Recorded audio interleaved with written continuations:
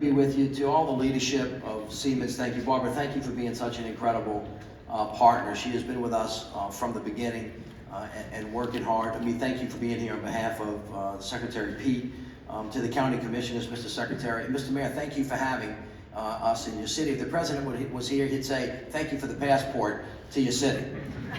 So the President of the United States, President Joseph Biden, said that if you elect me, I'm going to unite the country, I'm going to restore the soul of the nation, and then I'm going to invest in the people of the United States of America, because we cannot be strong at home, we cannot be strong abroad, if we don't have a strong, growing economy that we build from the bottom up and the middle out. And you can't have a strong economy if you don't have strong infrastructure. And so together, he brought the nation together. Senator Tillis, who is not with us today, he's still in Washington, but I talked to him earlier today. Bipartisan group of senators and congressmen, many of you who worked really, really hard on this in the public sector, the private sector, came together because you knew it was important to invest in the people of America from the bottom up and the middle out, as the president says. But talk is cheap.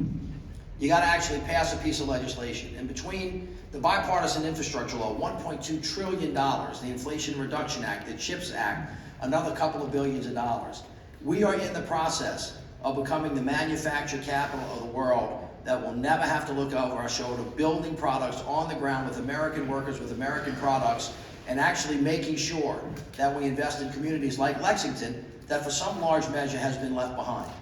And that is exactly what it is that we're doing here today. $1.2 trillion in roads, in bridges, in airports, in ports, in waterways, in high-speed internet, in cleaning up land and water, abandoned mine lands, orphan wells, and then building a clean energy economy.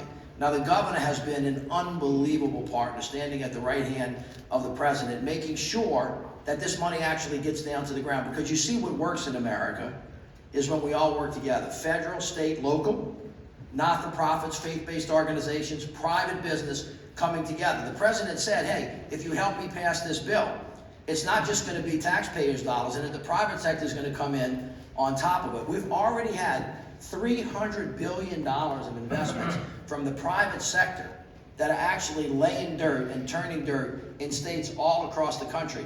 The governor himself testified about all of the private companies that are now coming into North Carolina, on top of all the great work that you've done in the past couple of years. I know it sounds like a lot and it sounds complicated, but actually it's not that complicated. You see, the president and Congress passed the bill.